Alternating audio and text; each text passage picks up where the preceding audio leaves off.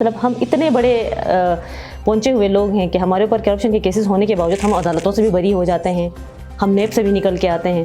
اس کے اوپر آپ مہدی شاہ صاحب کے ساتھ کھڑے نہیں ہوں گے؟ کہ ہم بالکل کھڑے ہوں گے، اس لیے ہوں گے کہ مہدی شاہ صاحب کے اوپر الزام ہے۔ سعدیہ دانش پیپلز پارٹی میں موجود ہیں، تو ان کی موجودگی میں خواتین کو بہت زیادہ تعداد میں آگے نہیں بڑھ سکی، آپ کی پرسنالٹی کا اثر ہے؟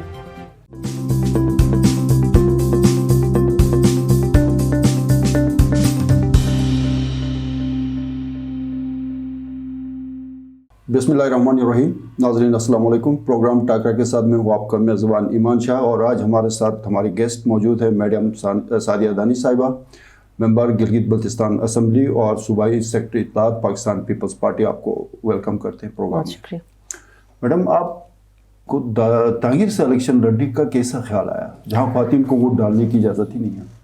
آپ گلگت سے جا کے تانگیر میں الیکشن لڑنے کا آپ نے فیصلہ کیا۔ یہی مسئلہ تھا کہ جس علاقے میں خواتین کو ووٹ ڈالنے کی اجازت نہیں ہے، وہاں پہ میری پارٹی کے چیئرمین اور ہماری جو لوکل پارٹی کی قیادت تھی، ان کا یہ خیال تھا کہ اگر وہاں سے کسی خاتون کو ہم ٹکٹ دیتے ہیں تو وہاں کی جو خواتین ہیں ان کو حوصلہ ملے گا، اور وہاں کا جو ایک کلچر ہے کہ خواتین کو ووٹ کاسٹ کرنے کے لیے نہیں بھیجا جاتا ہے، تو اس کے خاتمے کے لیے ضروری تھا۔ کیسا ایکسپیرینس رہا؟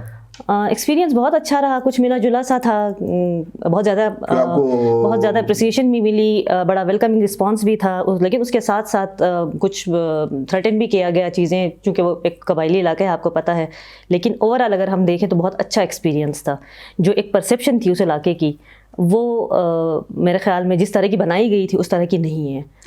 پیپلز پارٹی کو 1994 سے 1999، اس کے بعد 2004 میں بھی پیپلز پارٹی کو 7 سیٹیں ملی، مشرف کا دور تھا۔ پھر 2009 میں پیپلز پارٹی نے حکومت بنائی، مہدی شاہ صاحب چیف منسٹر تھے، جس میں کیبنٹ میں آپ بھی شامل تھے، صوبائی وزیر اطلاعات۔ 2014 تک آپ کی حکومت رہی۔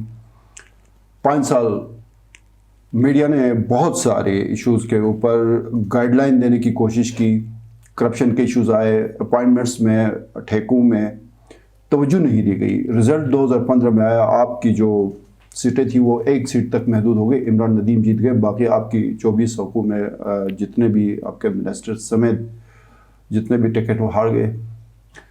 اس کے بعد 2020 کا الیکشن آیا، اس میں بھی آپ کی پارٹی وہ پرفارم نہیں کر سکی، 2015 سے بہتر، لیکن اس طرح پرفارم نہیں کر پائی جس طرح سے آپ کے پارٹی کے چیئرمین نے آ کے یہاں پہ محنت کی۔ وہ جو کرپشن کے الزامات کا جو ایشو تھا وہ 2014 سے ابھی تک نہیں دھل سکا، اس کی وجوہات کیا تھی؟ دیکھیے، کرپشن کے الزامات بہت سارے لوگوں کے اوپر تھے، لیکن اصل میں جن لوگوں نے کرپشن کی وہ پتہ ہے آپ کو، انہوں نے نیب کو بھی فیس کیا۔ اگر ہمارے پولیٹیکل لوگوں نے، چیف منسٹر صاحب نے یا کیبنٹ میں سے کسی نے اگر کرپشن کی ہوتی تو آج وہ بھی میرے خیال میں نیب میں سلاخوں کے پیچھے ہوتے۔ تو کیوں نہیں اس چیز کو ایڈریس کیا گیا؟ اس لیے کہ جو لوگ اس میں ملوث تھے ان کے اوپر کیس چلا، لیکن پولیٹیکل لوگ اس میں انوالو نہیں تھے۔ پھر بھی بدنامی تو ظاہر ہے پولیٹیکل گورنمنٹس کی ہی ہوتی ہے۔ تو یہ ایک بڑا سیڈ انسیڈنٹ تھا کہ جس طرح کی باتیں ہوئی ہیں، جس طرح کے معاملات ہوئے، جو اپوائنٹمنٹس کے اندر جو گھپلے اس دور میں، ظاہر ہے آپ کام کرتے ہیں تو غلطیاں ہوتی ہیں۔ آپ جہاں پہ 15-20 ہزار نوکریاں دیتے ہیں وہاں پہ 300-400 کے اوپر مطلب خرابیاں بھی ہوئی ہوں گی، نہیں ہونے والی بات نہیں ہے۔ لیکن آپ نے یہ چیز نہیں بتائی کہ کتنی نوکریاں، کتنے روزگار کے مواقع جو ہے پاکستان پیپلز پارٹی نے اپنے شروع کے ٹینیور میں، جب ایک بالکل نیا سیٹ اپ آیا تھا اور ہم اتنے فائنینشلی امپاور بھی نہیں تھے، اور اس نئے سیٹ اپ کو چلانے کے لیے ہمارے پاس اتنا زیادہ ایک جو بجٹ ہوتا ہے وہ بھی نہیں تھا، لیکن اس کے باوجود ہم نے یہاں پہ ادارے بھی قائم کیے، ہم نے یہاں پہ لوگوں کو روزگار بھی فراہم کیا۔ اس کے ساتھ ساتھ آپ یہ دیکھیں کہ لوگوں کی تنخواہوں میں اضافہ بھی کیا گیا، مطلب بتدریج اس میں اضافہ ہوتا گیا۔ اور اوورآل اگر آپ دیکھیں تو پاکستان پیپلز پارٹی نے اپنے دور حکومت میں، وفاق میں تھی، گلگت بلتستان میں تھی، 150% تک لوگوں کی تنخواہوں میں اضافہ کیا، سرکاری ملازمین کی۔ تو الزامات تو لگتے رہتے ہیں، آپ کیا سمجھتی ہیں کہ یہ جو آپ کا 5 سال کا ٹینیور تھا جس میں آپ کیبنٹ کا حصہ تھی مہدی شاہ حکومت کا، اس میں آپ کے خیال میں سب سے بڑی جو غلطی جس کی وجہ سے وہ ابھی تک بھگت رہے، 2 الیکشنز میں آپ بھگت چکے ہیں، وہ سب سے بڑی غلطی کیا تھی؟ وہ جو چانس تھا وہ اویل آپ نہیں کر پائے۔ دیکھیے، بالکل ایک نئے سیٹ اپ کو، ایک سسٹم کو سمجھنے میں شاید ہم بھی اتنے زیادہ، جو ایک عرصے سے چلتا آ رہا تھا، 70 سالوں سے جو ایک سسٹم چلتا آ رہا تھا، اس کو شاید سمجھنے میں تھوڑی بہت کوتاہی ہم سے ہوئی ہوگی، نہ ہونے والی بات نہیں ہے۔ لیکن جس طرح سے ہم نے اس سسٹم کو لے کے ہم چلے ہیں، یا اس سسٹم کو اسٹرینتھن کرنے کے لیے اپنی ساری انرجی ہم نے اس میں ڈالی. اور آج ہم دیکھ رہے ہیں کہ کس طرح سے ادارے آج بھی ہم دیکھ رہے ہیں کہ ایک پارٹی کی حکومت ہے, لیکن میں 2 دن سے یہی ایک ایشو ہی ریز کر رہی ہوں کہ آپ حکومت یہاں پہ بیٹھی ہوئی ہے, الیکٹڈ نمائندے بیٹھے ہوئے, اسمبلی کا اجلاس چل رہا ہے, لیکن کوئی ایک بیوروکریٹ آپ کا یہاں پہ موجود نہیں ہوتا. پاکستان پیپلز پارٹی نے ان ساری چیزوں کو یہ ساتھ لے کے چلے ہم. جب ہم ہوتے تھے, ہماری حکومت ہوتی تھی, ہماری اسمبلی کا سیشن ہوتا تھا, یہ سارے موجود ہوتے تھے, اسمبلی کے اندر ساری چیزیں ایڈریس ہوتی تھی, اور ٹائملی جو ہے وہ ساری چیزیں ہیں وہ لوگوں کو. ویسے ایک عام تاثر ہے آپ کے حوالے سے, سعدیہ دانش پیپلز پارٹی میں موجود ہیں, تو ان کی موجودگی میں خواتین کو بہت زیادہ تعداد میں آگے نہیں بڑھ سکی. آپ کی پرسنالٹی کا اثر ہے یا کوئی ڈکٹیٹرشپ ہے, کیا مسئلہ ہے, کوئی تاثر ہے؟ اب تاثر ظاہر ہے پرسیپشن کو تو چینج نہیں کر سکتے ہیں, لیکن آپ یہ بھی دیکھیے کہ سعدیہ دانش پاکستان پیپلز پارٹی گلگت بلتستان کی پہلی جنہوں نے یہاں پہ ویمن ونگ آرگنائز کی, جنہوں نے خواتین کے لیے سیاست میں راستہ ہموار کیا.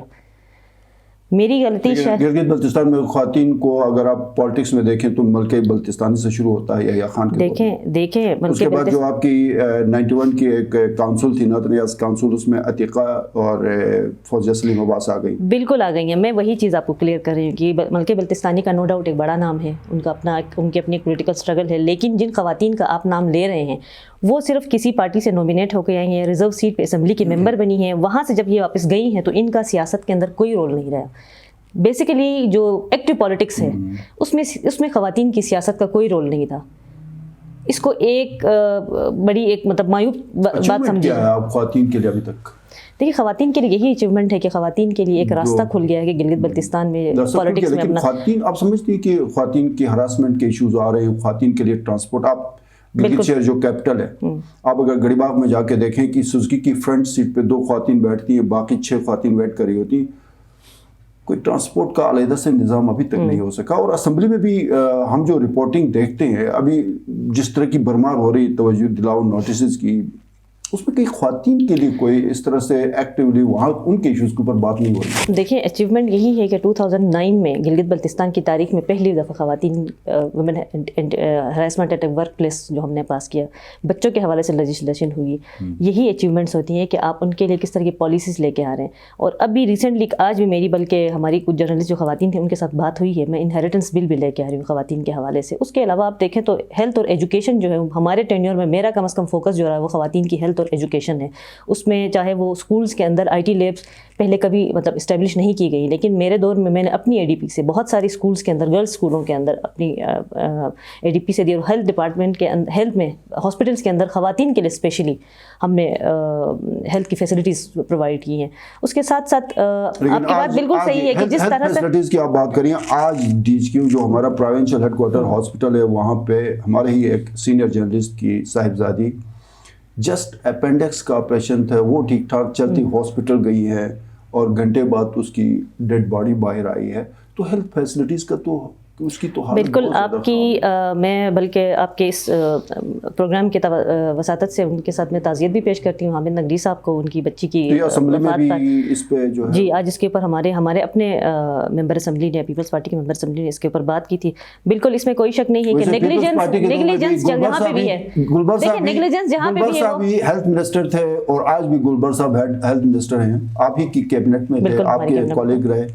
اور گلبر صاحب نے وہاں پہ میرے خیال میں ڈرگ انسپیکٹر کے دفتر پہ جو ہے نا وہ دعوت تو بول دیا, لیکن ہاسپٹلز میں حالات یہ ہے. تو یہ جو سچویشن ہے اس میں اپوزیشن کا رول بہت ہے. آج جو اسمبلی کا سیشن تھا اس میں اس زبردست انداز میں آواز اٹھائی اپوزیشن نے, جو حادثہ آج دیکھیں ابھی تک آج تک جب سے اسمبلی کا سیشن سٹارٹ ہوا ہے اس گورنمنٹ میں, آج تک جتنے بھی ایشوز کے اوپر آواز اٹھائی ہے وہ اپوزیشن نے اٹھائی ہے.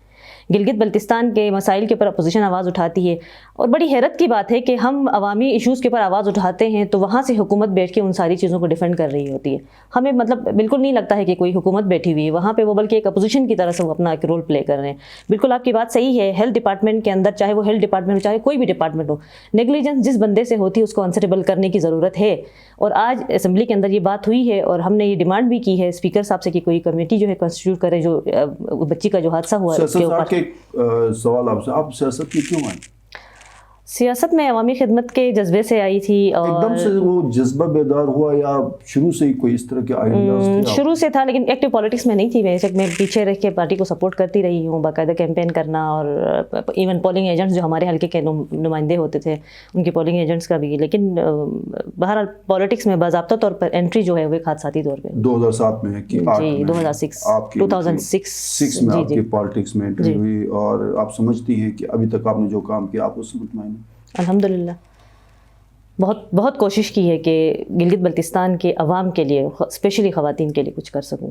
तो ये जो पीपल्स पार्टी का जो मसला है, इसमें ये जो बार बार करप्शन के हवाले से, मसलन मैं मरकज़ में पीपल्स पार्टी की भी बात होती है, तो जब ये 2008 में बरसर इख्तिदार आ गए तो उन्होंने पिछले 1997 में जब मियां साहब मरकज़ में आए थे तो उस वक्त से जितने लोगों को नौकरियों से निकाला गया था, चाहे पीआईए है चाहे रेलवे है, सबको बहाल कर दिया, अरबों रुपए मुल्क के खजाने के लौट दिए, वो उनके ऊपर खर्च कर दिए। फिर पीपल्स पार्टी की एक परसेप्शन है मरकज़ में भी और जीबी में कि वो कोई करप्शन के हवाले से उनका जो रवैया होता है ना, वो थोड़ा सा ढीला डाला होता है जी, वो मट्टी पाव वाला होता है। तो ये करप्शन और इन चीज़ों के हवाले से जीबी के अंदर आपकी कोई, जिस तरह से यहाँ पे पीएमएलएन की 5 साल की हुकूमत, उससे पहले आपकी 5 साल हुकूमत, अब इनकी हुकूमत है, क्या करप्शन के ऊपर आप कोई मजबूत हिकमत अमली अपनाएंगे कि जीबी के अंदर जितनी करप्शन हुई है, मेरा ख्याल है कि मजमूई आबादी के ऊपर फंड्स की बात की जाए तो जीबी में सबसे ज़्यादा सरकारी इदारों में करप्शन हुई है, तो उसके अंदर आपकी कोई ऐसी हिकमत अमली होगी कि ये करप्शन पे थोड़ा, देखिए करप्शन के ऊपर वैसे आपके नहीं आते करप्शन के ऊपर इदारे बने हुए हैं। अगर किसी के ऊपर करप्शन का इल्जाम है तो उसको साबित करना भी इदारों का काम है, इदारों का काम है। इदारे बिल्कुल देखिए हमारी पार्टी लीडर्स के ऊपर आप मेहदी शाह साहब के साथ खड़े नहीं होंगे कि हम बिल्कुल खड़े होंगे, इसलिए होंगे कि मेहदी शाह साहब के ऊपर इल्जाम है, और जब तक इल्ज़ाम साबित नहीं होता तो आप उसको मुजरिम डिक्लेयर नहीं कर सकते। मेहदी शाह साहब के ऊपर इल्ज़ाम है, हम उसके साथ बिल्कुल खड़े हैं, क्योंकि एक जैसे वफाक में है कि पॉलिटिकल विक्टिमाइजेशन जो नेब के ज़रिए लोग स्पेशली करते हैं, तो उसका एक दायरा है वो उन्होंने यहाँ तक बढ़ाया है। वफाक में भी और ओवरऑल जनरली आप देखें पार्टी की क़यादत के ऊपर करप्शन के इल्ज़ामात तो रहे पिछले कई सालों से चले, लेकिन साबित क्यों नहीं हो रहे? अदालतें मौजूद हैं, नेब मौजूद है, मतलब क्यों? आखिर बेगुनाह है तो साबित नहीं हो रहे हैं ना। अगर उनके ऊपर इल्जामात हैं तो उनको साबित करें, सजाएं दे दें।